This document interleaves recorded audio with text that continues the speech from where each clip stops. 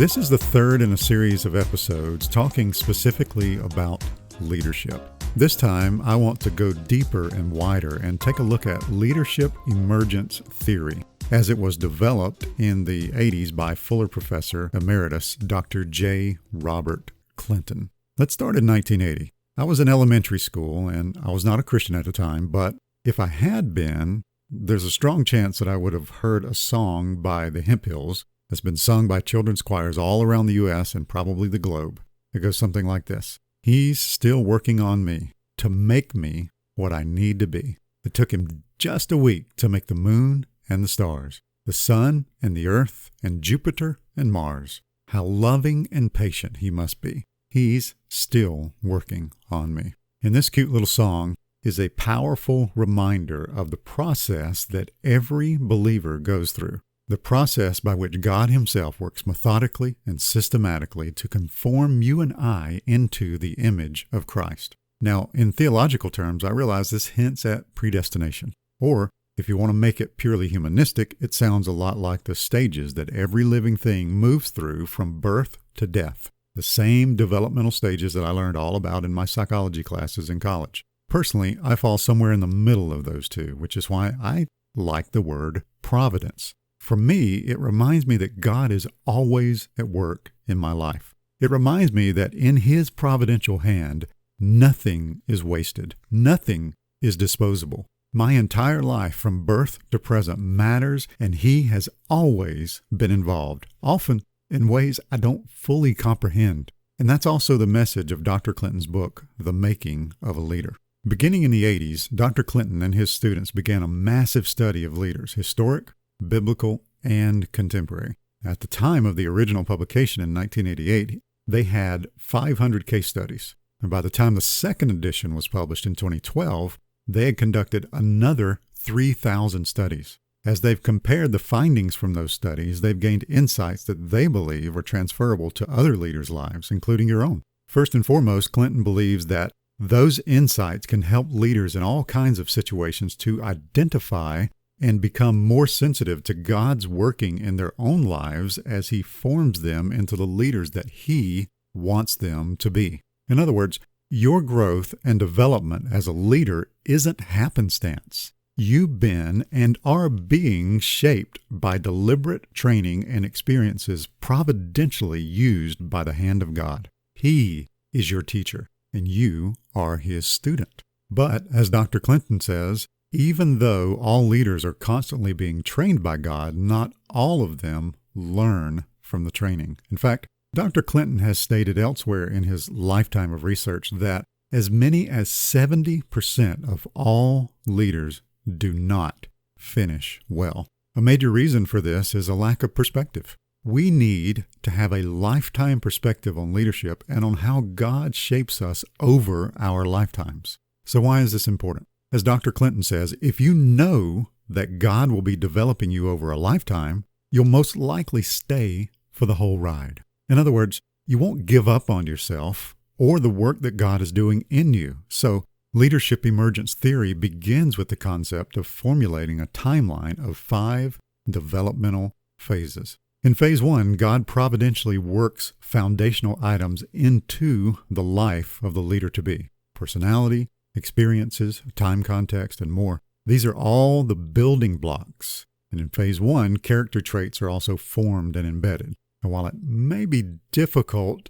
to discern if you've never gone through a lifetime perspective sort of analysis, later in life, these same foundational items will actually correlate with your spiritual gift mix. I mentioned in an earlier episode that 20 years ago I took this idea and I put it to the test. I interviewed respected youth pastors around the world in order to see if I could identify this thread that ran through their lives from their earliest memories to the present day. It was astounding how accurate this theory is. In fact, every single leader that I interviewed, male and female, young and old, was equally as astounded as I was because they had never noticed the providential thread in their own lives. Chew on that for a moment. In phase 2, there's some kind of training, often informal, with a lot of learning by doing, imitation modeling, informal apprenticeships, and mentoring.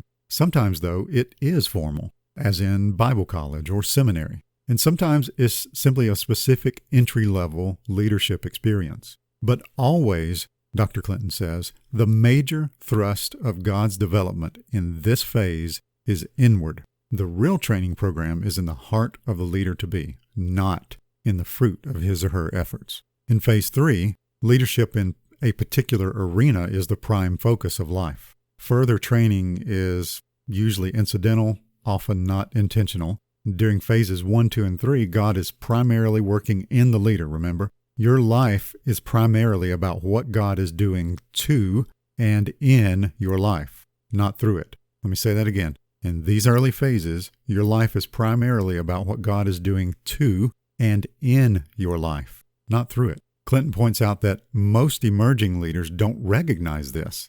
God is most concerned with what and who we are. God uses testing experiences to develop our character, and He'll gladly teach us one single thing 1,000 ways if necessary, because He's forming Christ in us. If we don't learn, we'll usually be tested again and again and again in the same areas because He loves us too much to let us move on without being properly trained and equipped for whatever's next. During phase 4, the leader typically begins to identify and use his or her gift mix with power. Now, this is when we start to really see some mature fruitfulness in our lives and in our leadership efforts. And by the way, even most intentional leaders don't achieve this level or this phase until their 40s or 50s. So if you're feeling like you're a late bloomer, you probably aren't.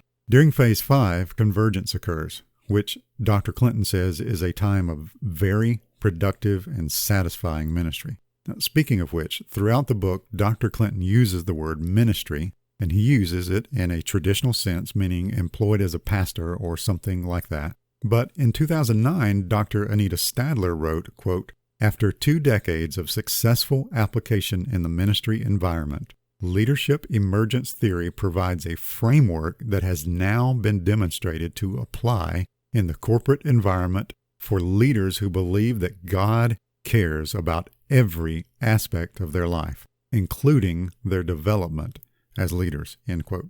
And of course, if you happen to believe, as I do, that Christians are a kingdom of priests, meaning we are all in full-time ministry no matter what our jobs are, then it's extremely easy to interpret the word ministry as whatever we do. So in phase 5, convergence, we are moved by God into leadership, ministry, career roles that match our gift mix, experience, temperament, and so on. Now, unfortunately, according to Dr. Clinton, not many leaders experience convergence. One reason is that they're often promoted to roles that actually hinder their gift mix. I plan to talk more about this in the next episode of this podcast. But for those who do enter convergence, God moves the leader into a role that matches his gift mix and experience so that the ministry we do among the people we serve is maximized.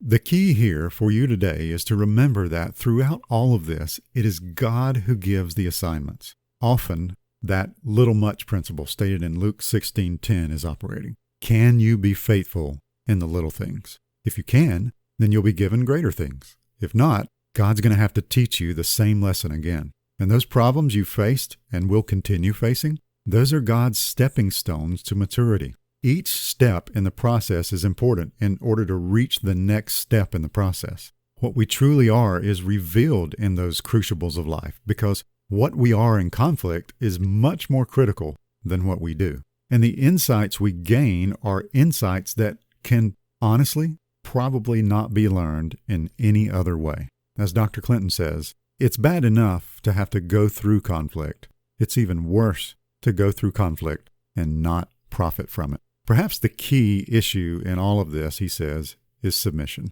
Are you willing to submit to God's purposes for you right now? It's all about perspective. The famous writer and pastor Andrew Murray had a confession that really fits well with this entire leadership theme. He said, "I am here by God's appointment, in His keeping, under His training, and for His time." In Genesis 45, verses 5 through 8, and 50, verse 20, Joseph clearly had this figured out. He said, "And now, do not be distressed or angry with yourselves because you sold me here, for God set me before you to preserve life." So it was not you who sent me here, but God. As for you, you meant evil against me, but God meant it for good, to bring it about that many people should be kept alive as they are today.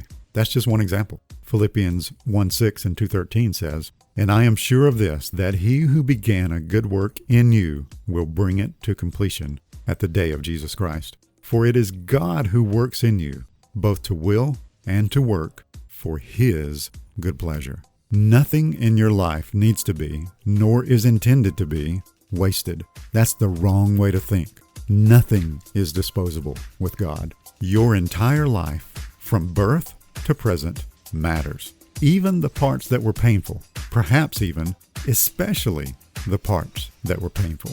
Remind yourself to take the lifelong perspective that God is always at work. As the old children's song says, He's still working on me to make me what I need to be.